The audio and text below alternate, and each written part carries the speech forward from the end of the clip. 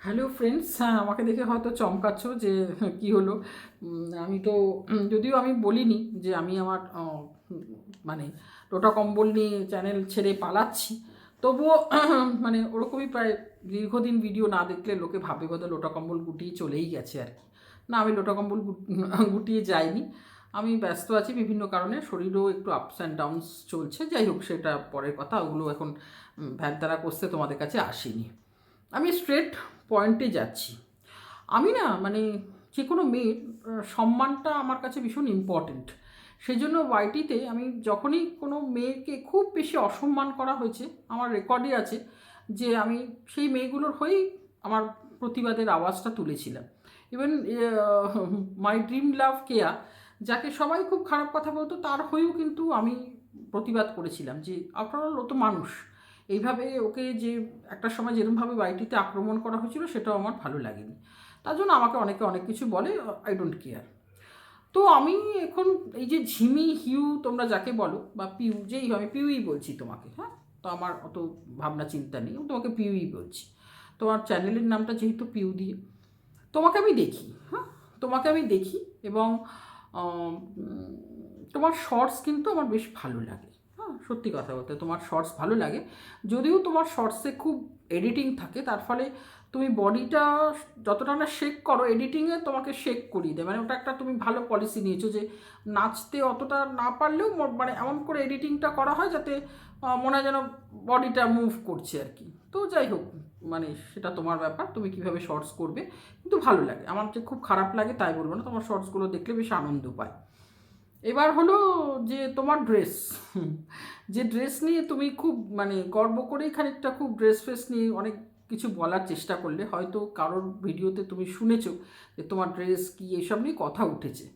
না, আমি তোমার ড্রেসগুলো উম, তোমার ড্রেসগুলো যে কোনো খুব বড় কিছু ব্র্যান্ডের নয়, এটা আমি অ্যাটলিস্ট বুঝতে পেরেছিলাম। কারণ আমরা বড় বড় ব্র্যান্ডেড শোরুমে থেকে এরকম কিনি, তো তো ওই রকম জামা কাপড় কিন্তু খুব একটা দামি দামি জামা কাপড়ে কিন্তু ওই রকম জামা কাপড় মানে দেখা যায় না, হ্যাঁ। ওয়ার্কটা আর কি সব যে ব্র্যান্ডগুলো আছে, তার আমার অনেকগুলো আছে উৎসাহ এসবে, কিন্তু ওই ধরনের কিন্তু দেখা যায় না। ওয়েস্ট সাইড বলো, লাইফস্টাইল বলো, বা রিলায়েন্স বলো, যেখান থেকে আমরা কিনি। তোমার ওই জামা কাপড়গুলো আমার খুব সন্দেহ হলো। আমি সঙ্গে সঙ্গে মিশোতে ভেলভেট ড্রেস বলে টাইপ করলাম, একদম তোমার ড্রেস এসে গেল। ওই 1000 দেড়েকের কাছে অনেক রকম আছে, ছোট বড় অনেক রকম দামের মধ্যে আছে। 1000 দেড়েকের কাছাকাছি একটা ড্রেস দেখলাম তোমার ওই ব্লুটার মতন। যাই হোক, তোমার ব্যাপার। এবার তোমাকে নিয়ে কেন আমি বলতে বসলাম, না সবার মতন আমি তোমাকে ওরকমভাবে কিছু বাজে কথা বলবো সেটা না। দেখো, তুমি যে চ্যানেলটা খুলেছো যোগব্যায়ামের, এরকম চ্যানেল কিন্তু আমরা অনেকেই দেখি যে আমি অনেক মোটা ছিলাম, আমি এই ব্যায়াম করে রোগা হয়েছি, এরকম দেখা, আমি এই ডায়েট ফলো করেছি, বা স্পেশাল ড্রিঙ্ক ফিঙ্ক কিছু খেয়েছি, এরকম চ্যানেলে প্রচুর ভর্তি আছে ইউটিউবে। ওই জিরে দিয়ে জল কি হেন তেন অনেক কিছু আছে, এবং হয়তো তারা সত্যি এক সময় মোটা ছিল, রোগা হয়েছে। অনেক তারা যে সব খারাপ আমি বলবো না, অনেক কিছু দেখায়, অনেক ডায়েট করতে বলে। কারণ একটা প্রচণ্ড প্রফেশনালের থেকে না অনেক সময় মানুষ আমার তোমার মতন একটা সাধারণ মানুষের প্রতি না অ্যাট্রাক্ট হয়, যারা সত্যিই কতগুলো রেমেডি দেয়।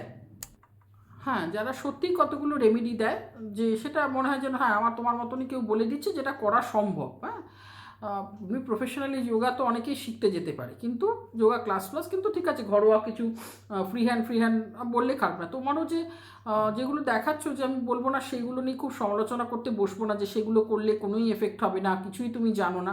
হ্যাঁ, মোটামুটি তুমি যেগুলো সাধারণভাবে ঘরোয়াভাবে করা সম্ভব তুমি সেটা দেখিয়েছো। এইসব নিয়ে আমার কোনো মন্তব্য নেই। কিন্তু রিসেন্ট দেখছি তুমি তোমার ভিডিওতে প্রথম থেকেই নিজেকে একটা তুমি নিজেরকেই তোমার সম্মান অন্য কি দেবে, তুমি নিজেকেই বোধহয় নিজের সম্মান করো না। হুম। কারণ তুমি কন্টিনিউয়াসলি বলে যাচ্ছ যে আমি সিক্রেট রুমে থাকি, কি আমি এই এখন এখান থেকে ভিডিও করছি, আমি আবার সিক্রেট রুমে চলে যাব। তোমার এই সিক্রেট রুম কথাটাতে আমার খুব আপত্তি আছে। সিক্রেট মানে কি, তুমি কোনো একটা গোপন আস্তানায় চলে যাবে। আমি কার বাড়ির সিক্রেট, কোথায় সিক্রেট, কিচ্ছু বলতে চাইছি না। আমি শুধু সিক্রেট কথাটার পাতি বাংলা ভাষায় যেটা মানে হয় একটা গোপন আস্তানায়। তা তুমি তো একটা মানুষ যে ভিডিও করছো, তুমি কোনো ক্রিমিনাল নয়। হ্যাঁ, যে গোপন আস্তানায় তোমাকে চলে যেতে হবে। ক্রিমিনালরা এরকম অনেক সময় গা ঢাকা দিতে এরকম কোনো আন্ডারগ্রাউন্ড হয়ে যায়, সিক্রেট কোনো গোপন আস্তানায় চলে যায়, কি পালিয়ে যায়, মানে অনেক কিছু ওদের শোনা যায়। কিন্তু তুমি তো কোনো ক্রিমিনাল নও, তাহলে তোমাকে কেন একটা সিক্রেট রুমে থাকতে হবে? তোমার মানে একটা মেয়ে হয়ে তোমার এইটা তুমি মেনে নিচ্ছ যে তোমাকে একটা সিক্রেট রুমে থাকতে হবে, আর খুব তার বাসি বেরোলেও তুমি কোন আত্মীয়র বাড়ি গেছো এবং বুঝতেই পারছি সেখানে বা এখন তুমি যেখানে থাকো সেখানে অতটা ফ্লোর স্পেস নেই। ইয়েস, ওখানে অতটা ফ্লোর স্পেস নেই যে তুমি হাত পা তুলে যোগা দেখাবে, তাই না? হ্যাঁ, যোগব্যায়াম এগুলো করতে গেলে একটা ভালো একটা স্পেস ফ্লোরে দরকার। কারণ আমার বাড়িতে আমি যোগব্যায়ামের জন্য না, আমার ছেলে গান টান করে, তবলা টবলা বাজায়, তো আমার ট্রিপল বেডরুমের একটা বেডরুমকে আমি অনেকটা ফ্লোর স্পেস খালি রেখেছি। কিছু স্টাডি করেছি আর রিল্যাক্সিং চেয়ার ফেয়ার টেবিল টেবিল দিয়ে একটা সিটিং করে আমি কোনো বেড ওখানে রাখিনি ইচ্ছা করে, যে ওই স্পেসটা কাজে লাগবে। আমার আগে একটা ট্রেডমিলও ছিল, এখন ওটা সরিয়ে দিয়েছি অনেক দিন হলো। তো যাই হোক, মেন হচ্ছে ছেলের কাজে লাগে, আর আমিও যদি হাত পা তুলে কিছু করতে চাই তো অনেকটা স্পেস আছে। হ্যাঁ, আমার খাটের পাশেও আছে, কিন্তু ওটা একটা বেশ খোলামেলা জায়গা। তো মানে কারোর বাড়িতে ওরকম বেডরুমের মধ্যে মোটামুটি একটা ভালো ফ্লোর স্পেস না থাকলে, মানে যে খাটের পাশে অনেকটা জায়গা না থাকলে তুমি সেখান থেকে যোগব্যায়াম দেখাবে কী করে? সেই জন্য তুমি যেখানে আছো সেখানে অতটা স্পেস নেই, তা তুমি ছাদে উঠে গেছো, খোলামেলা একটা ছাদ। ছাদে তো সবারই অনেক জায়গা, ছাদ মানে যে কোনো ছাদই মানে সেখানে তো কিছুই নেই। আর এমনি অন্য জায়গা থেকে করলে পেছনের ব্যাকগ্রাউন্ডে, যেমন আমি আমার বেডরুমে করছি, তো আমার বেড আসছে কিছুটা, তো কিছু জিনিস দেখা যাবে। দেখো, বেডরুম থেকে ভিডিও করাটা কোনো কিছু ব্যাপার না, কারণ আমরাও এরকম ধরো কথা বলছি, আমি সবসময় ডেস্ক থেকে করতে পারি না, বেশিরভাগই করি ডেস্ক থেকে আমার রিডিং, কিন্তু তাছাড়াও এইরকম করছি, ক্যাজুয়ালি আজকে বসেছি। আর অনেক ব্লগাররাও বেডরুমের মধ্যে তো তাদের ভিডিও শ্যুট করেই, তারা চাদর পাল্টাচ্ছে, এই করছে সেই করছে, বেডরুমের মধ্যে থেকে কথা বলে।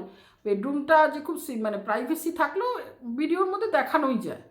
কিন্তু তোমার তো, তুমি বেড টেড কিছু দেখাও নি, তুমি ওখান থেকে মানে একটা সাইডের একটা জায়গা নিয়ে তুমি যোগব্যায়াম করছো, সেটা বড় কথা না। কিন্তু তুমি বারবার সেটা বলছো যে এটা একটা সিক্রেট রুম। এটা কার বাড়ির সিক্রেট রুম, কী রুম, সেটা আমাদের বড় কথা না। কিন্তু তুমি তোমার যেখানে আমি থাকি, হ্যাঁ, আমার সেটাকে আমার সিক্রেট রুম বলার কি আছে? এবার তুমি বলবে ভিউয়ার্সরাই বলেছে সিক্রেট রুম, তো ভিউয়ার্সরা যা খুশি বলতে পারে। হ্যাঁ, এখন ভিউয়ার্সরা যদি আমাকে বলে যে আপনি বোধহয় কোনো শ্মশান থেকে ভিডিও করছেন মনে হচ্ছে, তা আমি বলবো যে হ্যাঁ, আমি শ্মশান থেকে ভিডিও করছি। তোমার কি নিজস্ব কোনো সম্মান বলে ব্যাপারটা নেই যে তুমি মানে সিক্রেট রুম বলে দিচ্ছ? হ্যাঁ, এখানে কোনো এক প্রসিদ্ধ ব্লগারকে তার একটা সিক্রেট রুম বলা হয়েছিল, এই কারণে সে আপাতত ওটা ভিউয়ার্সদের কাছে ডিসক্লোজ করেনি, যে সেটা সে বলেছিল সাজিয়ে গুছিয়ে ভালো করে করব, তো ওটা একটা কথা হয়ে গেছিলো সিক্রেট রুম। তো তুমি সেই ব্লগারের নামও নিলে, টাইটেল নিয়ে বলছো, তার সঙ্গে কথা বলেই বলছো।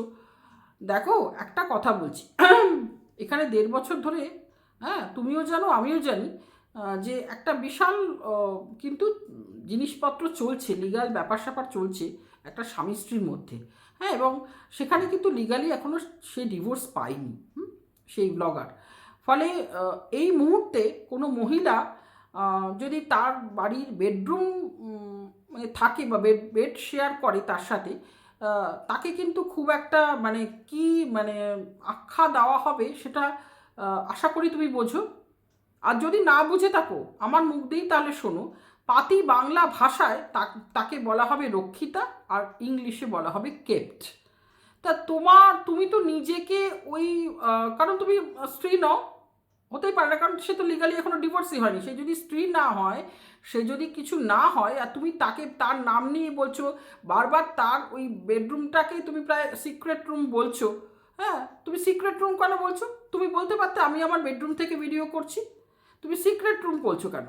তুমি যদি কারোরকে জড়িয়ে তোমাকে নিজেকে সিক্রেট রুম আর তার সব কিছু তুমি যদি বলো যে হ্যাঁ আমি ঘুরিয়ে পেঁচিয়ে তার সঙ্গে আছি, তোমাকে কিন্তু খুব সম্মানের জায়গায় দেখা হবে না, এটা তুমি বুঝে নাও। তো তোমার হয়ে না আমি হয়তো দুটো কথা বলতাম যে তোমাকে এইভাবে বারবার কেন মানে হ্যারাস করা হচ্ছে, তুমি তোমার মতন চ্যানেলে কথা হচ্ছে, কারণ আমরা এগুলো আমি আমি বলি, আমি যে কোনো মেয়ের জন্য বলি, আমার ভালো লাগে না মেয়েদের এভাবে, একটা মেয়ে মানেই তার চরিত্র ধরে টানাটানি করাটা আমার খুব একটা ভালো লাগে না, কিন্তু তোমার ক্ষেত্রে এটা করতে পারছি না, কারণ তুমি নিজেই বোধহয় তোমার মানে চরিত্রের মানে কলঙ্কটাকে নিয়ে, কলঙ্কিনী কঙ্কাবতী টাইপের হয়ে, মানে তুমি ওরকম হয়েই তুমি খুব ফেমাস হতে চাইছো, তোমার চ্যানেলটাকে তুমি গ্রো করতে চাইছো, সেম অন ইউ।